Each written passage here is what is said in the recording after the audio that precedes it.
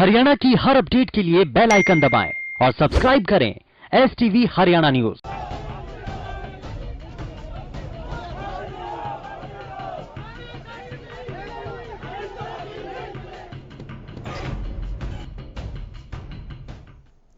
तो किसान हैं, परेशान हैं और एक बार फिर से किसान सड़कों पर हैं। आखिर क्यों हैं?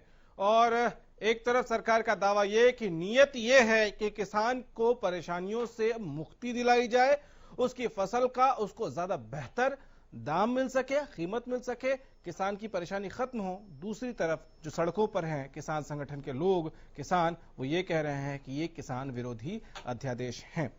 यही डिबेट में आज समझेंगे। संधू साहब, आपसे शुरू करते हैं। मुझे एक बात बताइए कि ये जो विरोध हो रहा है, विरोध सिर्फ विरोध करने के लिए हो रहा है या इस अध्यादेश में सच में ऐसी चीजें हैं जो किसान को मुसीबत में डाल देंगी?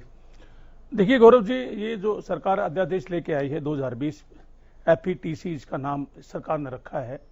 ये किसानों ने पूरी तरह इस पर मंथन किया तो ये लगा भी ये जो अध्यादेश है किसान विरोधी है। क्यों किसान विरोधी है, मैं इसके बारे में थोड़ा आपको बताऊंगा। देखिए, जब एक किसान की फसल आती है, जैसे गेहूं की फसल आती है, उसके बाद 15-20 दिन का समय होता है। किसान के पास हजारों क्विंटल गेहूं होती है, लेकिन उसको चाहता भी हर दिन जो कटती है मशीन में, वो मंडी में तुरंत जाए, क्योंकि वो किसान के स्टॉक रखने का उसके पास कोई साधन नहीं होता। सरकार को उसके MSP फिक्स कर दे और उसके बाद जो व्यापारी है, जो व्यापारी उससे खरीदेगा, उससे कम ना खरीदे, तो किसान को लगता है मैं सेफ हूं। अजीब उसको लगता है 1000 क्विंटल गेहूं, बारिश भी आ सकती है, ओले भी गिर सकते हैं, तो वो मजबूरन किसान को, और कहे मैं तो 200 रुपए क्विंटल लूंगा भैया, बेच ना बेच, क्योंकि किसान को मजबूर है और नहीं बेचेगा तो उसकी सुबह तो मिट्टी हो जाना उसकी फसल का। तो आप अनाज मंडी में जब बिकता है तब भी हर साल का वही खेल है कि वो आप आड़तियों पर आरोप लगाते हैं और व्यापारियों पर आरोप लगाते हैं कि वो नमी बोल के 300 रुपया कम, 150 रुपया कम में खरीद रहे हैं। यार तो तब भी लगता है ना। तो सच्चाई है, तो इसमें क्या बात है। देख गौरव जी, हम तो उम्मीद लेके चले थे जब सरकार बीजेपी सरकार सत्ता में आई, तो सरकार ने हमारे को ये कहा था कि स्वामीनाथन की जो आयोग की रिपोर्ट है हम उसको पूर्ण तरह से लागू करेंगे। उसमें सबसे बड़ा पॉइंट था जो MSP है हमारी, उसमें जो लेबर कॉस्ट है उसका 50% जोड़कर उसके MSP में जोड़ के देना था। उससे क्या होता है, सपोज करो हमारा जो गेहूं का रेट है उसके जो 50% लेबर कॉस्ट है उसमें जुड़ जाती। अच्छा, चलिए इसको सिंप्लीफाई करते हैं। जो लोग सुन रहे हैं, किसान भाई जो सुन रहे हैं, क्योंकि कई बार ऐसा भी होता है कि सिर्फ इसलिए कि संगठन ने कह दिया किसान संगठन है तो विरोध करना है, ये किसान विरोधी है, तो लोग विरोध करने लग जाते हैं। मुझे एक बात बताइए, इसमें क्या अध्यादेश में ये कहा गया है, अगर उसमें ये छूट दी गई है कि आप अपनी फसल कहीं भी बेच सकते हैं, तो इसमें बुराई क्या है? देखिए गौरव जी, मैं सपोज करो गेहूं पंजाब और हरियाणा में होता है, तो मैं अपने गेहूं को महाराष्ट्र में तो जाके बेच नहीं सकता जाकर, क्योंकि इतनी मेरी ट्रांसपोर्ट कॉस्ट लग जाएगी। या जो सपोज करो बिहार में, अगर यहाँ ज्यादा तादाद में, ज्यादा मात्रा में गेहूं उपजता है, हाँ, तो महाराष्ट्र का व्यापारी आके अगर यहाँ खरीदना चाहे तो बुराई क्या है? देखिए, हमें तो खुश, हमें को दिखे, लेकिन हमें ये डर है अगर हमारी फसल को उसके रेट नहीं देगा, क्योंकि एक बहुतायत में जो फसल होती है ना, तो मनमर्जी करता है व्यापारी। वो कहता है भाई इस रेट में देने मैं तो नहीं बेचूंगा, तो उनकी फिर एकता हो जाती है। जो अच्छा ठीक है, एक चीज और बताइए, क्या इस अध्यादेश के बाद अभी जो सरकारी खरीद होती है वो बंद हो जाएगी? नहीं, आड़ती के द्वारा बंद हो जाएगी। सरकार, जब सरकार ने एक, ये तो इंडस्ट्री आ गई, मतलब एक इंडस्ट्री हो जाएगी। जो किसान है ना वो मजदूर बन के काम करेगा इंडस्ट्री के बाद। क्योंकि जो हरियाणा, जो उत्तर भारत में 85% जो किसान है तो बहुत छोटा किसान है। इधर उधर की बातें नहीं, मैं सीधा सीधा पूछ रहा हूं, अभी भी किसान फसल बेचता है, सरकारी खरीद होती है, तब भी सरकारी खरीद होगी, रेट अब सरकारी खरीद नहीं होगी, आगे नहीं होगी, वही अब सरकारी खरीद नहीं होगी। हाँ। वो एक जैसे मेरी अपनी एक कंपनी है, मैं अपनी कंपनी बनाऊंगा और मैं फसल खरीदूंगा, मेरी मर्जी, मतलब कोई सरकार नहीं खरीदेगी। अभी जो एक कम से कम ये सिक्योरिटी है कि फसल सरकार तो कम से कम इतना रेट फिक्स है, हाँ, इतने पे तो कम से कम सरकार के पास बिकी जाएगी, वो सिक्योरिटी नहीं रहेगी। बिल्कुल सिक्योरिटी नहीं रहेगी। दूसरा क्या है, जो उद्योगपति है, बिजनेसमैन, उनकी यूनियन बन जाएगी। पॉइंट वाइज करते हैं, पॉइंट वाइज बात करते हैं। इस पे जवाब ले लेते हैं। रमनीक मान जी हैं बीजेपी से। रमनीक जी, आज किसान डरा हुआ अगर है तो क्या ये सरकार की जिम्मेदारी नहीं है कि आप उनको ये बताएं कि अभी जो वो इस बात के लिए आश्वस्त रहते हैं कि उनको कम से कम इतना तो मिलेगा, सरकार खरीदेगी उनकी फसल और इतना मिलेगा, ये गारंटी क्यों खत्म करना चाहते हैं आप?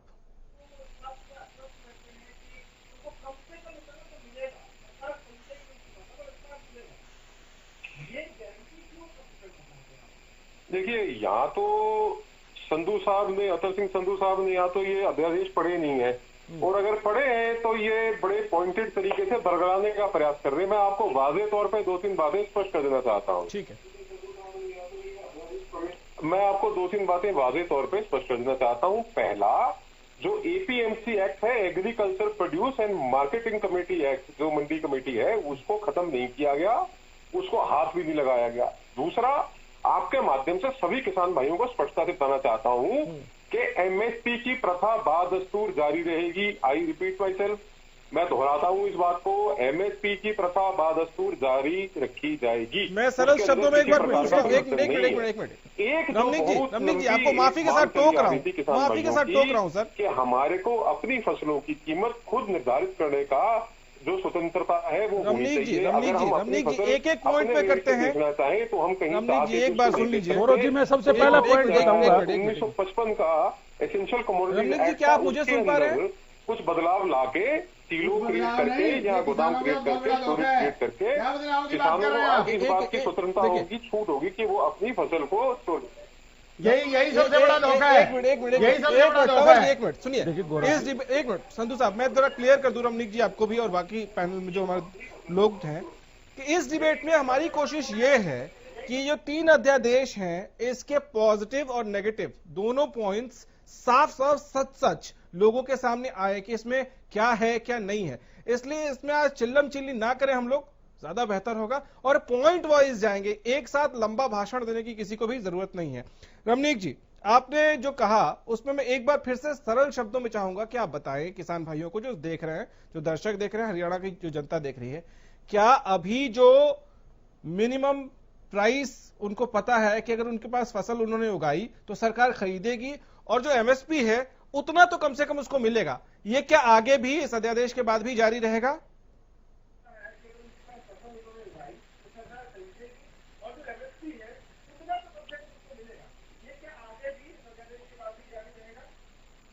जी बिल्कुल, बादस्तूर यूं का यूं जारी रहेगा। और मैं आपकी जानकारी के लिए बता देना चाहता हूं कि ना केवल जारी रहेगा, परंतु हमने, हमारी सरकार ने केंद्र में मोदी जी के आने के बाद और प्रदेश में माननीय मनोहर लाल जी के आने के बाद कई सारी ऐसी फसलें हैं, चाहे बाजरा हो, मूंग हो, सूरजमुखी हो, सरसों की फली हो, सुन लीजिए, उनकी खरीद का जो काम है वो भी एमएसपी के ऊपर चालू किया। ये तो एक बात है। अब आपने चूंकि मुझे एक बड़ा पॉइंटेड सा आपने मुझे एक जिम्मेवारी दे दी कि मैं इसके पॉजिटिव गिना दूं, तो मैं आपको बता देना चाहता हूं कि जो पहले स्टोरेज की जो लिमिट थी, वो ये स्टोरेज का जो अधिकार था वो केवल सरकारी संस्थाओं के पास था या लाइसेंस होल्डर जो आड़ती थे उनके पास था।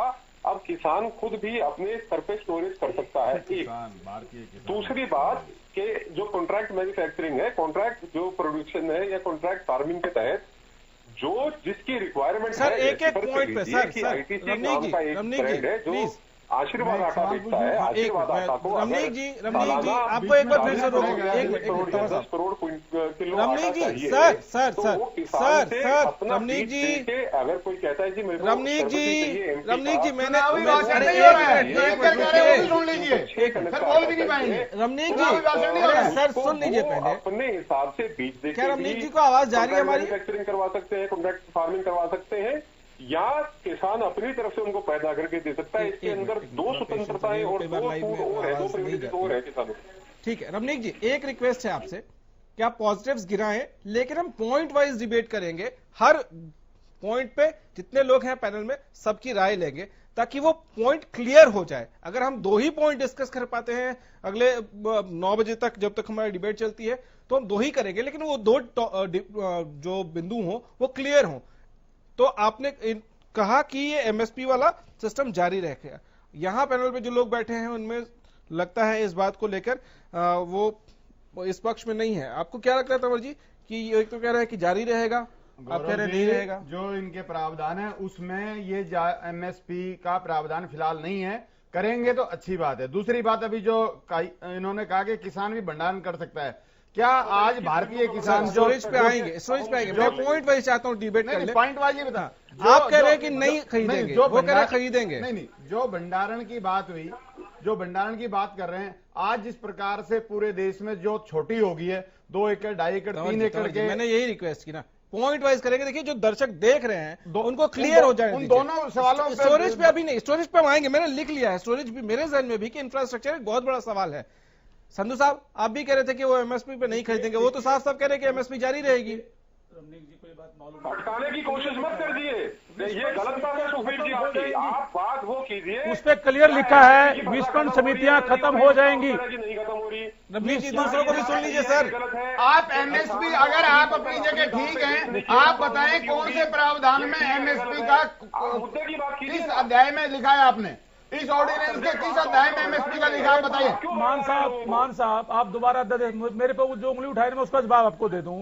उसमें क्लियर लिखा है विस्पन बोर्ड जो समितियां हैं वो खत्म कर दी जाएंगी, फिर आप उसको चालू रहेंगी। वो आप बरगला दे रहे हैं लोगों को। देखिए अरे और मुझे बताइए, गौर से देख के बताइए कहाँ खत्म किया है, बताइए। मेरी बात तो सुनो। क्यों झूठ बोल रहे हैं आप अपने पास से क्या किसान पागल हैं क्या? झूठ क्यों बोल रहे हैं ये जो किसान प्रदर्शन करने पागल हैं क्या? आप बहुत सियाने हो क्या? ये सरकार को प्रदर्शन करे सारे किसान बेवकूफ हैं क्या? आप ये मान रहे हो क्या? अधिकार नहीं है। अरे भैया सरकार ने, मेरी बात सुनो, सरकार ने क्या कहा था स्वामीनाथन आयोग के रिपोर्ट के बारे में? जब नगर प्रदर्शन किया था कृषि मंत्री चंडीगढ़ में, क्या हुआ था? नहीं संधू साहब इधर उधर की बात नहीं, पहले ये पॉइंट क्लियर होना चाहिए। एक मिनट रमनीक जी, एक मिनट। संधू साहब पहला पॉइंट यही है कि क्या एमएसपी वाला सिस्टम जारी रहेगा कि नहीं रहेगा। आप लोग अगर किसान संगठन में हैं, मैं इसीलिए मैंने शुरुआत में कहा कि सिर्फ विरोध करने के लिए विरोध कर रहे हैं, या आप जानते हैं इसमें अच्छा और बुरा क्या है? समितियां जो समितियां है सरकार की वो पूरी तरह से कंट्रोल में नहीं रहेंगी, उसमें क्लियर लिखा है ये बात। एमएसपी विस्पन समितियां नहीं है सर, विस्पन समिति फाइनल करती है ना सब कुछ। वो कमेटी खत्म हो जाएगी। आऊंगा सर, आपको भी मौका मैं कहता रहा हूं, सबसे एक पॉइंट पहले क्लियर करेंगे फिर अगले पॉइंट पे चलेंगे। भले हम पूरी डिबेट में 2 ही पॉइंट कर पाए, लेकिन वो बिंदु दर्शकों को क्लियर होना चाहिए। हाँ सर, विस्पन समितियां पूरी तरह खत्म हो जाएंगी और जो उत्पाद खरीदने की जो है कोई भी उसको खरीद सकता है। विस्पन समिति का अधिकार बिल्कुल खत्म हो जाएगा, उसमें क्लियर लिखा है कोई भी खरीद सकता है, उसमें कोई बुराई नहीं है। तो विस्पन समितियां जो एमएसपी फिक्स करती है सरकार की ओर से, उसका प्रभाव नहीं रहेगा, उसका कोई कानून नहीं रहेगा। इसका जवाब दीजिए रमनीक जी, फिर चलूंगा मनीष जी के पास।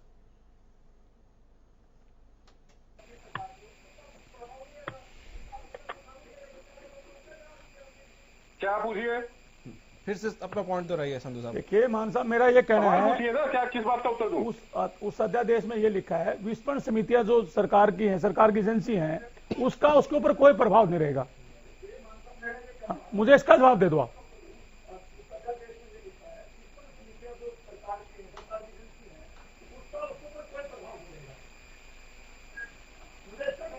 अरे भैया आप बात सुनो, देखिए अब आपसे आपका एक सवाल है एमएसपी बादस्तूर जारी रहेगा या नहीं रहेगा। मैंने आपसे कह दिया कि बादस्तूर जारी रहेगा। एमएसपी की प्रथा के ऊपर जो किसान अपनी फसल मंडी में बेचना चाहता है, एमएसपी बेचना चाहता है, उनका स्वागत है। मंडियां उनके लिए बादस्तूर खुली रहेंगी, ऐसे का ऐसा उनका मंडी में माल बिका करेगा। पर जो किसान मंडी की प्रथा से बाहर यदि कॉन्ट्रैक्ट मैन्युफैक्चरिंग के माध्यम से या टारगेटेड प्रोडक्शन के माध्यम से, टारगेटेड फार्मिंग के माध्यम से उस पॉइंट पे भी हम नहीं पहुंचे, उस पॉइंट पे चलेंगे, तो ये उस पॉइंट पे चलेंगे। रमनीक जी रिक्वेस्ट कर रहा हूं आपसे बार-बार, वो छूट एक एक पॉइंट क्लियर करेंगे। सब्जी उगाए, रमनीक जी कॉन्ट्रैक्ट फार्मिंग पे चलेंगे, रुक आपसे पूछते हुए क्या? रुक जाइए, वो फसल आपसे पूछते हुए क्या? बाकी लोगों को भी मौका दीजिए। मनीष जी बेचने का, चलिए मनीष जी के पास जाएंगे, उससे पहले भाग सिंह क्या उगाना होता है, रुक जाइए। भाग सिंह जी भी हमारे साथ जुड़े हुए जेजेपी से।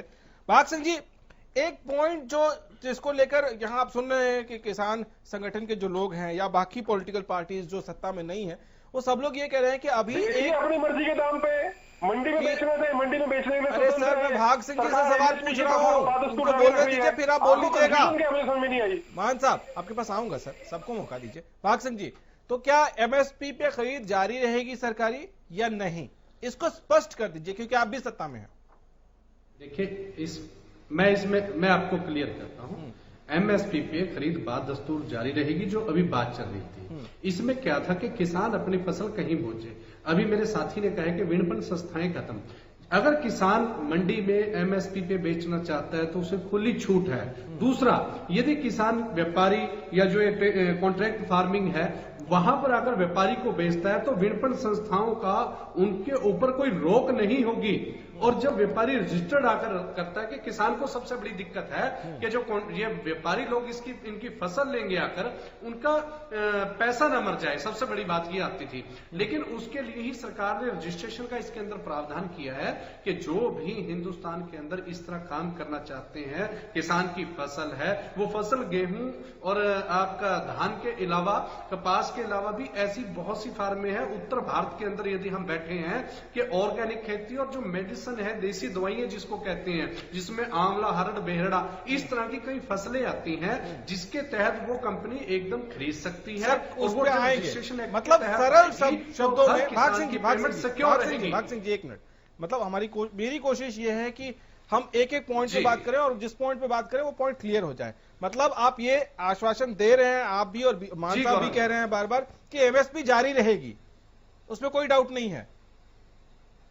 जी जारी रहेगी, ठीक है, नहीं कोई इसमें कोई, ठीक है। मनीष जी वो तो कह रहे हैं एमएसपी जारी रहेगी, फिर आपको क्या प्रॉब्लम? किसानों को समझाओ ना, वो समझाते क्यों नहीं है? जब ये अध्यादेश इसीलिए हम बैठे हैं ना, हम लोग चर्चा इसीलिए कर रहे हैं, हम लोग चर्चा। भाग सिंह जी आऊंगा सर, एक एक पॉइंट पे डिस्कस करते हैं जल्दी जल्दी। हाँ जल्दी से मनीष जी। अगर एमएसपी जारी रहेगी जैसा कि जेजेपी के प्रवक्ता कह रहे हैं, क्योंकि उनकी मजबूरी है कि बीजेपी को समर्थन करना है, और बीजेपी के प्रवक्ता कह रहे हैं एमएसपी जारी रहेगी। अगर एमएसपी जारी रहेगी और मंडियां अगर खुलेंगी, लोग कहीं भी बेच सकते हैं, तो किसानों को फायदा होगा। तो फिर किसान सड़कों पर क्यों हैं? और अगर वास्तव में किसानों को समझ में नहीं आ रहा और आपने कोई फायदे का काम किसान के लिए किया है, तो आपका कोई अधिकारी, आपका नुमाइंदा, आपके चुने हुए लोग, आपके मेंबर पार्लियामेंट, आपके एमएलए, मंत्री जाकर बात क्यों नहीं करते? क्यों किसानों को सड़कों पर छोड़ रखा है?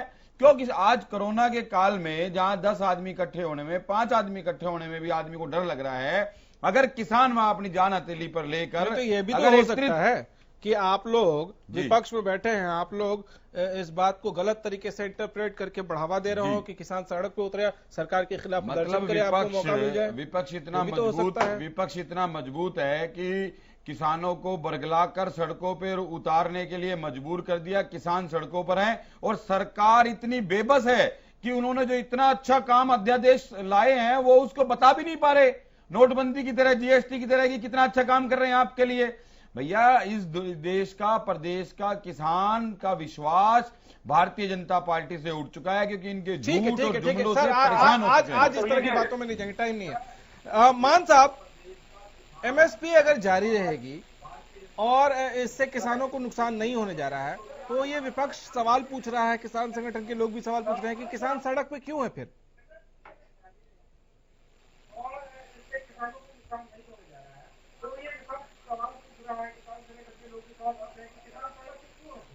देखिए उसका देखिए क्या है कि ये जो विपक्ष है उसकी हताशा है, और मैं हैरान हूं कि जो हमारे साथ किसान नेता है मौजूद आपके पैनल पे, वो ये कह रहे हैं कि एमएसपी की प्रथा खत्म होने जा रही है। अरे अगर आपको किसी बात का ज्ञात ना हो तो पहले तो आप अध्यादेश को पढ़ लीजिए, अगर ना समझ में आए तो किसान का बेटा वकील भी है, अपने किसी भाई से, किसी बच्चे से, किसी भतीजे से क्या आप समझ लीजिए क्या है।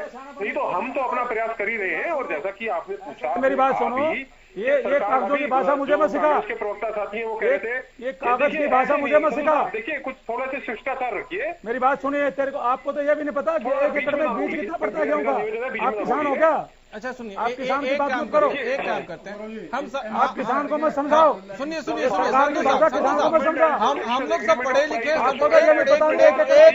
संधू साहब, हम लोग सब पढ़े लिखे लोग यहाँ एक बौद्धिक चर्चा हो रही है। संधू साहब एक मिनट, अरे संधू साहब जहां तक तो एमएसपी का सवाल है, एमएसपी की प्रथा तो कहीं नहीं जा रही। ठीक है रमनीक जी, ये टॉपिक हो गया। अब हम अगले पे चलते हैं। आपने कहा कि अब किसान अपनी फसल जितना चाहे उतना स्टोर कर सकता है।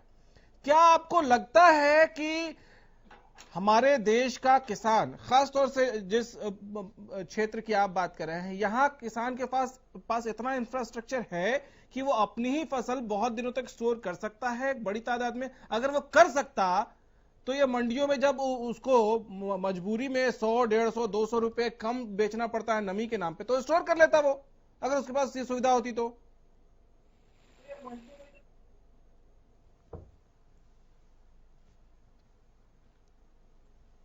आपने ना शायद गौरव भाई, आपने शायद ईसीएम जो है, एसेंशियल कमोडिटी एक्ट, जो ईसीएम 1955 का, वो आपने पढ़ा नहीं।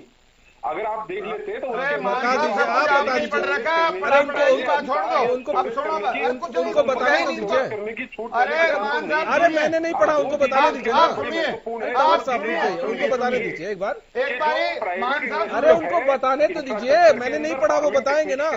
हाँ, बताइए रमनीत जी। के अंदर उसके लिए भी रास्ता खुल गया है।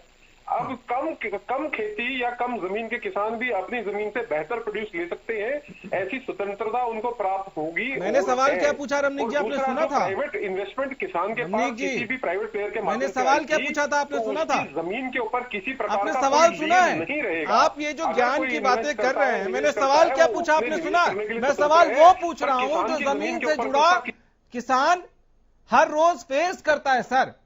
एसी कमरों में बैठकर कुछ तय कर देने से नहीं होता। मैंने आपसे इंफ्रास्ट्रक्चर का सवाल पूछा है कि क्या आपको लगता है कि हमारे यहाँ किसान इतना केपेबल है, उसके पास इतना आपका सवाल इंफ्रास्ट्रक्चर क्या है? है? आपसे सवाल सवाल कीजिए। पूरा होने दीजिए।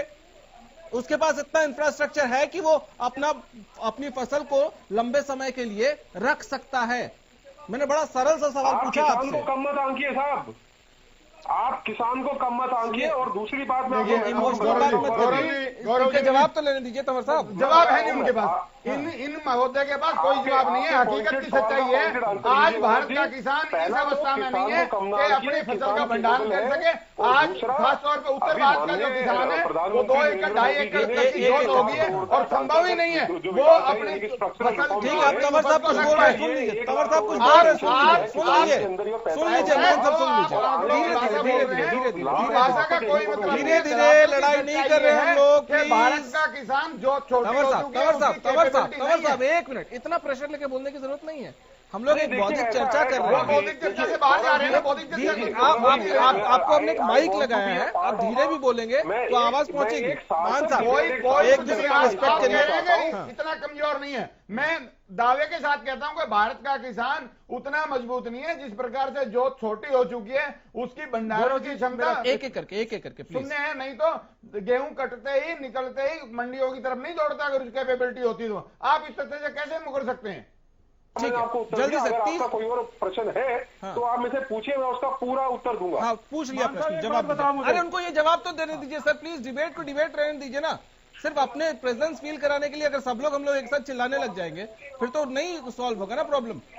जल्दी से स्टोरेज की बात कर रहे हैं। आपको लगता है कि किसान इस देश में और खासतौर से इस हिस्से में इतना कैपेबल है? सिर्फ इमोशनल बातें नहीं। जल्दी से मान साहब।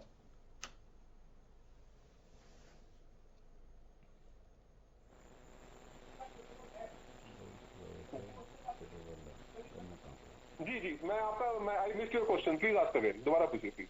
मैं कह रहा हूं आप स्टोरेज की बोल तो रहे हैं कि लिमिट नहीं रहेगी, किसान अपनी फसल स्टोर कर सकता है, लेकिन स्टोर करेगा कहां सर? अगर किसान इतना केपेबल होता तो मंडियों में ऐसे लाइन लगाकर नहीं खड़ा होता। अगर किसान इतना केपेबल होता तो सरकार की तरफ टकटकी लगाए नहीं देखता मुआवजे के लिए, फसल की अच्छी कीमत के लिए। अगर किसान इतना केपेबल होता तो सर परेशान नहीं होता। नहीं है किसान केपेबल, ये कटु है लेकिन सच है। इन्होंने तो कैपेबल दर्शा दिया। इन्होंने तो आपके ऑन माइक का है, ऑन एयर का है। सुन लेते हैं, जवाब सुन लेते हैं। हाँ। गौरव जी, मैं आपके प्रश्न का उत्तर, गौरव जी आपके प्रश्न का उत्तर देता हूँ। किसान के परेशानी के 2 कारण और बड़े महत्वपूर्ण रहे कि किसान को आज तक अपनी फसल अपने दाम पे बेचने की इजाजत नहीं थी, और दूसरा, किसान को कभी भी ये स्वतंत्रता नहीं मिली कि वो अपना खुद का जो चाहे अनाज है चाहे अपनी फसल है उसको वो अपने हिसाब से स्टोर कर सके, क्योंकि इसके अंदर एक लाइसेंस प्रथा रही, एक लाइसेंस राज रहा। चाहे वो मंडी के अंदर लाइसेंस होल्डर ट्रेडर हो या कमीशन एजेंट हो उसके माध्यम से, या फिर वो सरकारी खरीद में अपना सामान बेचे वो भी ट्रेडर के माध्यम से। तो ऐसा पहली बार हुआ है जब किसान अपनी फसल अपने दाम पे अपनी मंडी नहीं, मुझे एक चीज क्लियर करिए रमनीत जी, मुझे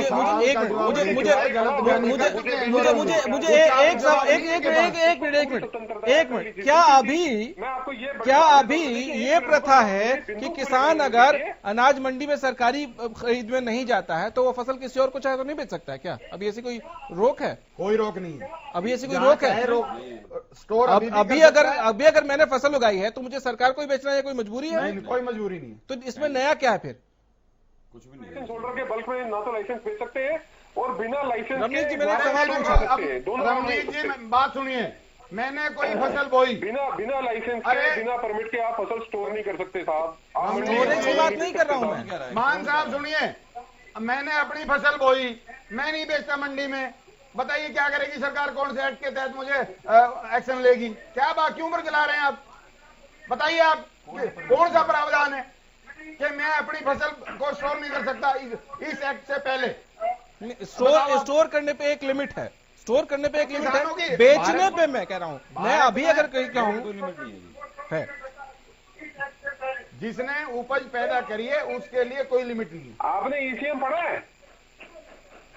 आप बता देना, मैं बता रहा हूँ कि इस एक्ट के आने से पहले वो कौन सा प्रोविजन था कि मैं अपनी फसल को नहीं कर सकता? आप बता दें, बताइए आप मुझे क्या क्या उसमें लिमिट क्या बताइए। मैं क्या कह रहा हूँ, मैं सिर्फ ये पूछना चाहता हूँ कि इस एक्ट से पहले मैंने कोई फसल पैदा करी है, क्या मैं उसको स्टोर नहीं कर सकता? अगर नहीं कर सकता तो कौन से प्रावधान के तहत वो दंडनीय अपराध बता दें। मैं बताता हूँ आपकी समस्या, मैं बताता हूँ आपकी समस्या क्या है। हाँ जी बताइए। आपकी समस्या ये है कि आप आज तक ये मानते रहे कि किसान आपका डब्बा बंद वोट बैंक है, और जब किसानों को स्वतंत्रता नहीं, आप कहां जा रहे हैं? आप तथ्य में बात करें, आप तथ्य में बात करें, कोई दबाबंद बात नहीं है, तथ्य की बात करें। दबाबंद करने का आप प्रयास कर रहे हैं, आप पूंजीपतियों के पोषक हैं, आपकी सरकार पूंजीपति। सर ये स्टोरेज वाला जल्दी क्लियर करिए, मुझे अगले पॉइंट पे जाना है, अगले पॉइंट पे जाना है। ठीक है, आप सबको रोक रहा हूँ। मनीष जी बहुत देर से बैठे हैं, मनीष जी को दिखाइए जरा स्क्रीन पर। मनीष जी बताएं। मेरे भाई रमनीत जी बार बार कागज को पलटने लगते हैं, कभी किसी एक्ट की बात करते हैं, कभी किसी एक्ट की बात करते हैं। बड़े भाई मेरे को ऐसा लगता है कि बीजेपी पढ़ी पढ़ी है, गुणी नहीं है। अभी आपने जो कहा कि किसान को कम मत आकिए, बड़ी अच्छी बात है, सुनने में अच्छा लगता है, हरियाणा के किसानों के लिए बहुत बड़ी बात है। लेकिन धरातल पर जाकर देखिए, एक बार उनके घरों में जाकर देखिए, एक साल जो 6 महीने जो फसल बोते हैं, कैसे टकटकी लगाई आसमान की तरफ देखते हैं और कभी अपने घर की तरफ देखते हैं। उनकी जाके सुध लेने का काम कीजिए। दूसरी बात, स्टोरेज की आपसे इतनी देर से बात कर रहे हैं, जो सरकार 6 साल के अंदर सरकारी अमला जमला होने के बावजूद भी उनका सारा का सारा अनाज मंडियों में पानी की तरह बह रहा है, कभी कहीं पर कुछ हो रहा है, जब वो सरकार स्टोरेज नहीं कर पाई, आप कैसे कह सकते हो कि किसान स्टोरेज कर सकता है? और वो उस चीज के लिए बिल्कुल पर्याप्त है, उसके पास पर्याप्त संसाधन है। आप धरातल पर नहीं है। और दूसरी बात, अगर एमएसपी की अगर बात कर रहे हैं आप, अगर किसान नेता आपसे बात करते हैं तो आप कहते हैं मैं हैरान हूं किसान नेता से। विपक्ष आपसे सवाल करता है तो मैं परेशान हूं, विपक्ष परेशान है। अगर किसान सड़कों पर है तो आप कहते हो डायलॉग बाजी में मत जाइए ना, आज डायलॉग पर नहीं जा रहे। तो किसान को बरकरार रखा है, किसान जो सड़क पे है वो परेशान है, फायदा सब ढूंढने की कोशिश मत करिए पॉलिटिकल पार्टी पर है, वो वास्तव में परेशान है। आपकी सरकार का पहले भी कहा, दोबारा बोल रहा हूं, कोई भी नुमाइंदा उनके पास जाने में असफल है। संधू साहब मैं सवाल पहले पूछता हूं। देखिए गौरव जी, सवाल तो मैं एक चीज आपको बताऊंगा। 1991 में कुछ किसानों में अध्यादेश चेंज हुआ, 30 सालों में 3.5 लाख किसान आत्महत्या कर गया। क्या वो सारे पागल थे क्या? किसानों को अगर हालात चाहे बैंकों के थ्रू हो या सरकारों के मारे किसान आत्महत्या करता है, वैसे तो कोई करता नहीं। 3.5 लाख किसान आत्महत्या कर गया। किसान ने सोचा बीजेपी। पहले तो एक बात बता दूं मैं, एक बार फिर से किसान भाइयों को यहां बता रहा हूं, आप जमीन का सीना चीर कर जब अनाज उगा सकते हैं तो हर परिस्थिति से लड़ सकते हैं। तो पहले एक बात फिर से कह रहा हूं, आत्महत्या किसी बात का समाधान नहीं है। किसान भाई जो है, नहीं आप अपनी बात बोलिएगा, किसान भाई जो है इस बात को याद रखें कि अगर सिस्टम से आपको टकराने की जरूरत हो, चाहे वो कोई भी सिस्टम हो, सरकार की बात सिर्फ नहीं है, कोई भी चीज गलत है तो आप लड़ सकते हैं, टकरा सकते हैं, अपनी बात रख सकते हैं, धरना कर सकते हैं, प्रदर्शन कर सकते हैं, लेकिन आत्महत्या का अधिकार आपको नहीं है, क्योंकि आप देश के अन्नदाता हैं। पहली बात तो ये। अब संधू साहब पूरा करिए। देखिए मैं गौरव जी वही बात कर रहा हूं, आ रहा हूं। मान साहब देख लिया। देखिए जो अभी मान साहब जो मुझे कह रहे थे, सरकार भाई हम सब लोग बीजेपी सरकार से पूरे देश के किसान को उम्मीद थी, क्या किसान की जो इन्होंने कहा था 2022 तक आय दोगुनी करेंगे, क्या ये फार्मूला है दोगुनी करने का? फिर इधर उधर की बात नहीं, आज सिर्फ इन अध्यादेशों पर बात करिए। देखिए गौरव जी, मेरा मानना है या तो सरकार क्लियर करे तीनों अध्यादेशों को। अब सरकार बताए किसानों को। मैं आपसे सवाल पूछ रहा हूं, अगर वो कह रहे हैं एमएसपी जारी रहेगी तो आपको विरोध क्यों है? देखिए इस अध्यादेश में बिल्कुल एमएसपी का कोई लिख, अब वो अगर कह रहे हैं सरकार के में शामिल दोनों जो लोग हैं वो कह रहे हैं, मान साहब तो सरकार के नुमाइंदे हैं, सरकार की भाषा बोल रहे हो, किसान है ही नहीं। मुझे बता दें क्या एक टीवी में बैठ के झूठ थोड़ी ना बोलेंगे। देखिए मेरी बात सुनो, क्या ये पूरे देश के किसान पागल है क्या? हमने अब वो क्लियर कर रहे हैं, मान दो- लीजिए क्लियर नहीं था, अब वो क्लियर कर रहे हैं, तो अब क्या विरोध खत्म हो जाएगा? बिल्कुल, अगर ये संतुष्ट कर देता हम विरोध खत्म करेंगे। अरे तो ठीक, 2 तारीख को ठीक, 2 तारीख को एक मिनट हम दिल्ली अध्यादेश में में प्रदर्शन मेंबर थोड़ी करेंगे। है। ठीक, एक मिनट। मान साहब, एक बहुत इंपॉर्टेंट इस वक्त डिबेट में वक्त है जब ये कह रहे हैं किसान संगठन से जुड़े हुए लोग कि अगर आप ये संतुष्ट कर पाए किसानों को, हो सकता है क्लियर ना रहा हो या हो सकता है किसी ने गलत इंटरप्रेट किया हो, कि अगर आप उनको ये कन्विंस कर पाए कि नहीं जी एमएसपी हम खत्म नहीं कर रहे हैं, अगर ये इतना सिंपल है तो इतने दिनों में क्या सरकार की तरफ से कोशिश हुई कि आप जाके उनसे बात करें, उनको समझाएं कि ये गलत इंटरप्रिटेशन है कि एमएसपी हम खत्म करने जा रहे हैं? नहीं खत्म कर रहे हैं। अगर इतने में बात बन सकती है तो किसान क्यों सड़क पर है सर?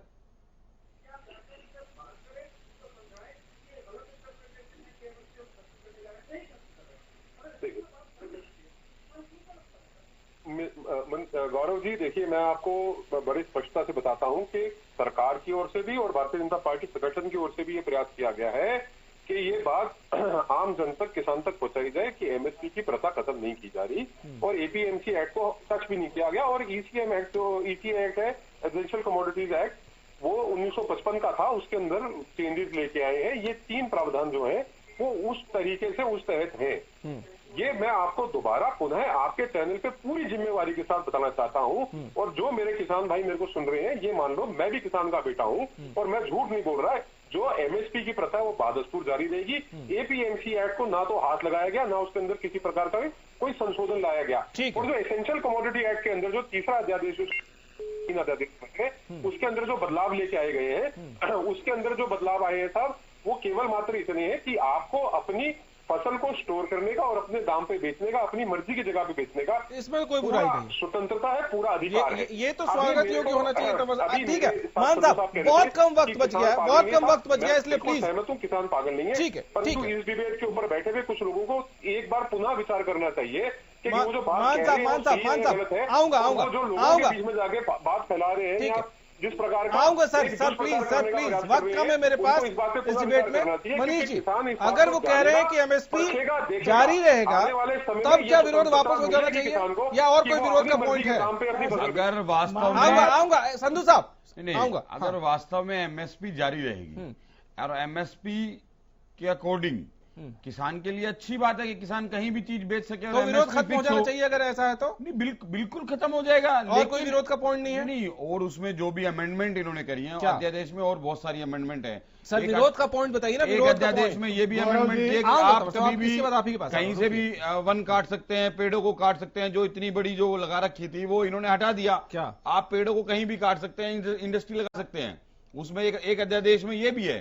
तो जहां पेड़ लगाने का काम आज कांग्रेस पार्टी, यूथ कांग्रेस कर रही है इस कोरोना काल में, जहां ऑक्सीजन की कमी है, जहां वास्तव में हमारे यहाँ प्रदूषण बढ़ रहा है, वहां पर्यावरण को हटाने के लिए आपने एक पॉइंट रखा। तंवर साहब, यही सवाल आपसे, सवाल सुन लीजिए पहले। सवाल ये है कि अगर ये कह रहे हैं कि एमएसपी को हम नहीं छेड़ रहे, वो वैसे ही जारी रहेगी, तो उसके बाद भी क्या विरोध के पॉइंट्स हैं? अगर हैं तो पॉइंट वाइज बताइए जल्दी से। गौरव जी, सर्वप्रथम तो ये है, जो वर्तमान व्यवस्था विपणन की, जिसका कि संधू साहब ने भी जिक्र किया, उसको ध्वस्त करना कोई उचित नहीं है। नंबर 1 बात। नंबर 2 बात, जो क्लस्टर, मतलब आप ये कह रहे हैं कि आड़तियों के थ्रू जारी रहनी चाहिए? जी, क्योंकि आड़तियों का जो ये क्लस्टर फार्मिंग और जो इनकी परचेजिंग का तरीका है, ये कहीं ना कहीं किसान को मजबूर करेगा और पूंजीपतियों को पोषण देगा। सर, मैं आपको एक चीज याद दिला देता हूं, तमाम विपक्षी पार्टियों को याद दिला देता हूं कि हर बार जब फसल खरीद का वक्त आता है, भाग सिंह जी देख लिया, आऊंगा, तो आप ही लोग यहां बैठ के आरोप लगाते हैं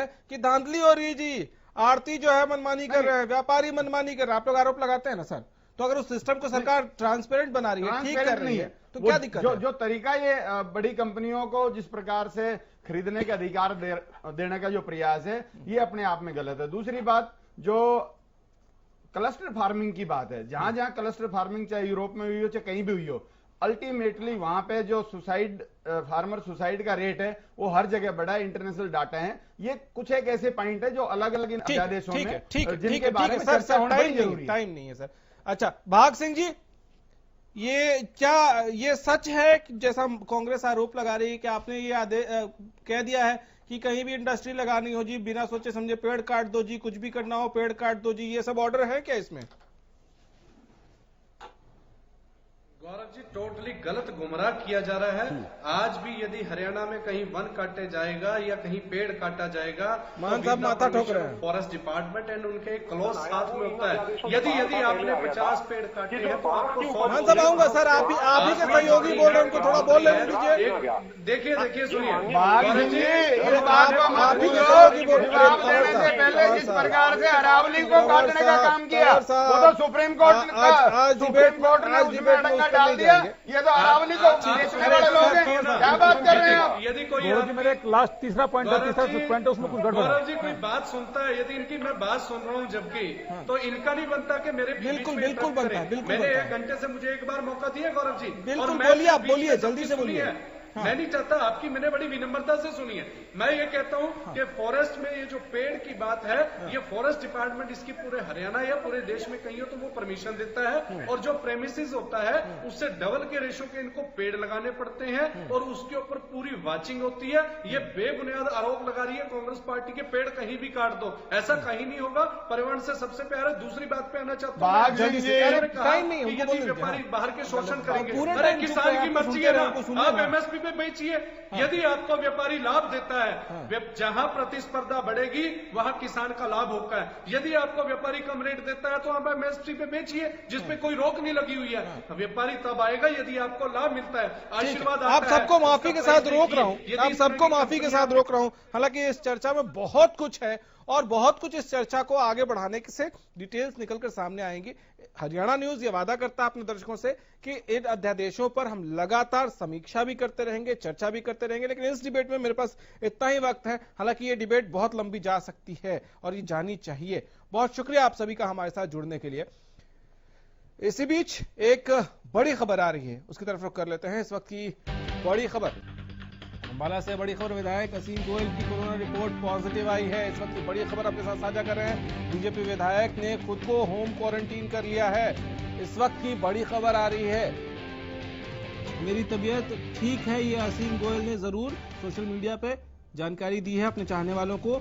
डॉक्टर्स की सलाह पर होम क्वारंटीन हो रहा हूं, ये इस वक्त की बड़ी खबर आ रही है। उन्होंने ये भी कहा है कि मेरे संपर्क में जो लोग आए वो अपनी जांच करा लें।